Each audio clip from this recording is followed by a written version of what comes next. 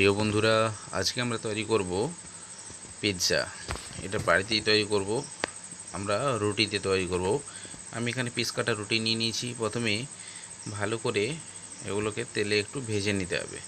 এখন আমি রুটিগুলোকে তেলে ভেজে নিচ্ছি। তোমরা দেখতে পাচ্ছ আমি রুটিগুলোকে সরষের তেলে এগুলো ভেজে নিচ্ছি। এইভাবে রুটিগুলোকে প্রথমে ভেজে নিতে হবে।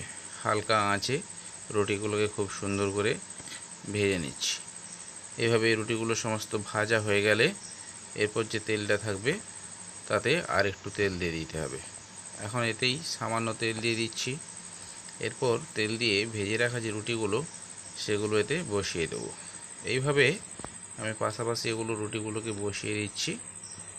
রুটিগুলোকে এখন বসানো হয়ে গেছে। এরপর এখানে আমি কি করেছি না, দুটো ডিম সেগুলোকে ভালো করে ফেটিয়ে নিয়েছি।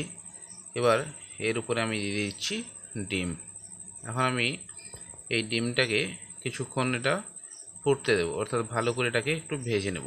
হালকা হালকা করে যখন ভাজা হয়ে আসবে উপর থেকে ছড়িয়ে দিতে হবে পেঁয়াজ কুচি, আর দিয়ে দিতে হবে টমেটো কুচি। পেঁয়াজ কুচি এবং টমেটো কুচিগুলোকে ভালো করে পুরো অংশটায় ছড়িয়ে দেবে। চেষ্টা করবে ভালোভাবে পুরো অংশটাকে ঢেকে দেওয়ার। এরপর এতে আমরা দিয়ে দেব চিজ। যতটা তোমরা বেশি পরিমাণ চিজ দেবে এটা ততটাই টেস্টি হবে, সেভাবে তোমরা এটাকে চিজটা দেবে। এবার চিজ দিয়ে এটাকে আমরা কিছুক্ষণের জন্য ঢেকে দেব। এখন আমি এটাকে ঢেকে দিচ্ছি। কিছুক্ষণ ঢেকে দিয়ে আবার এটাকে আমরা তুলে দেখব। এখন কিছুক্ষণ ঢেকে রাখার পর এটাকে যখন দেখবে যে চিজগুলো এখনও গলেনি, তাহলে আরেকবার এটাকে ঢেকে দিতে হবে। যতক্ষণ না চিজটা গলছে ততক্ষণ এটাকে এইভাবে ঢাকনাটা মাঝে মাঝে তুলে দেখতে হবে আর এটাকে ঢেকে দিতে হবে। ব্যাস, চিজটা গলে গেলেই রেডি হয়ে যাবে আজকের পিৎজা। খুব কম সময়ে এভাবে তোমরা বাড়িতে তৈরি করতে পারবে।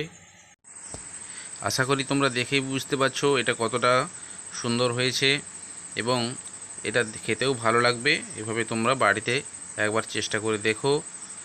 আর কেমন লাগলো তোমরা আমাকে জানিও। ভালো লাগলে চ্যানেলটাকে লাইক করো, শেয়ার করো আর সাবস্ক্রাইব করো। সবাইকে অনেক অনেক ধন্যবাদ।